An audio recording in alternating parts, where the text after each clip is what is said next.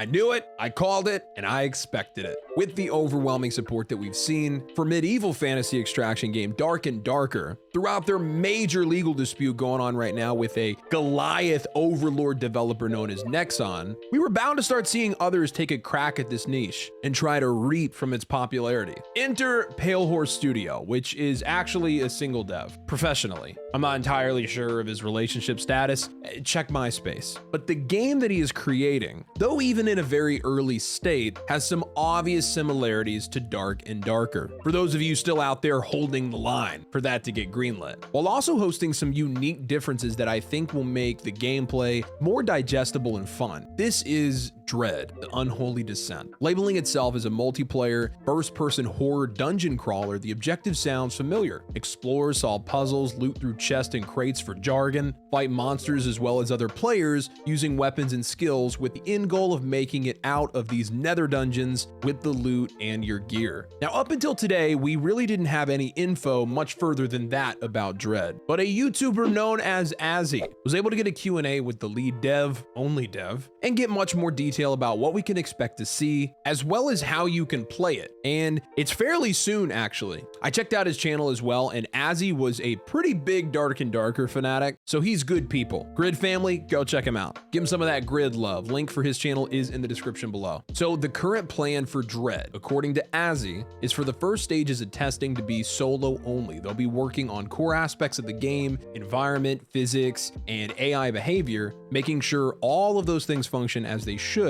before moving on to the next phase. The next phase will be group testing, allowing us to squad up when we drop into dungeons and letting the dev work on the deeper mechanics of the game. PvP is going to be an integral part of Dread, but it will not be available till later on in testing. As of now, there are several different enemy AI that'll be lurking around these dungeons. 4 classes of skeletons, a warrior type with a sword, an armored skeleton, an archer, and a pyromancer. In the works is a lancer skeleton with a halberd as a weapon, and one coming that will have a great axe. A great axe, not great ass.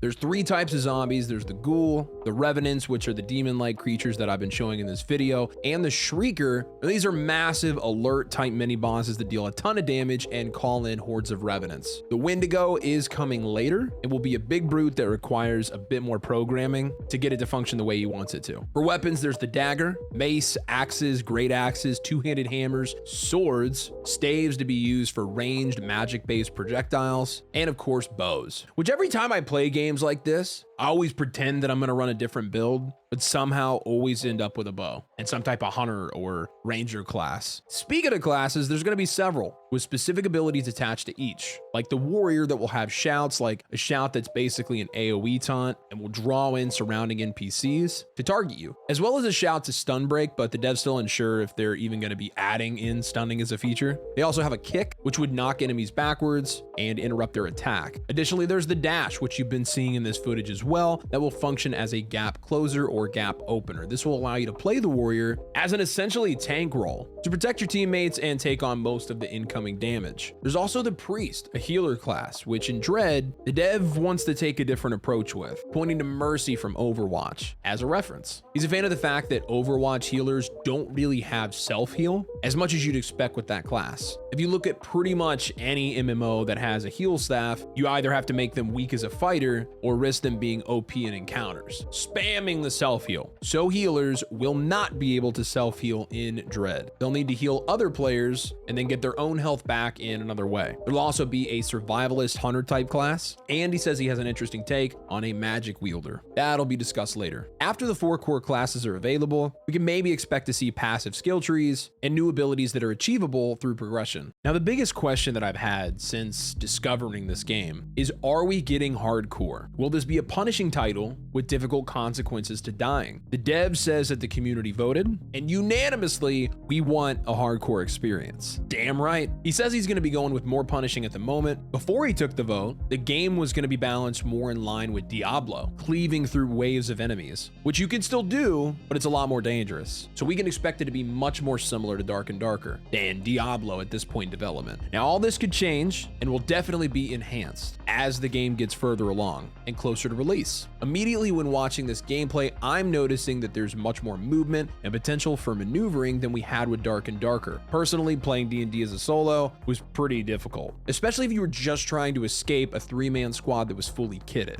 If the dev for Dread can consider that going forward and how they can allow solos the opportunity to make fast movements to either escape or outmaneuver squads, I think he could be onto something here. I also noticed the compass at the top of the screen, and I'm not sure if he plans to add a map outside the mini map to the bottom right, but having the compass for directional callouts from teammates or explaining where a specific location is removes a small bit of the hardcore aspect, but in my opinion, an unnecessary one. I love the idea of a compass. But what do you guys think? And do better than this game looks like trash, effectively outing yourself in my comments for not having a clue when it comes to the early stages of a game's development. Just saying. If you're interested to hop into their upcoming playtest, you can wishlist Dread right now on Steam. Link for that will be in this video's description. Then join their Discord right below that to request a key to play. Now, if Medieval really isn't your style, but you do like to exfil, check out this upcoming extraction shooter, but maybe with some features from Left 4 Dead. See you there.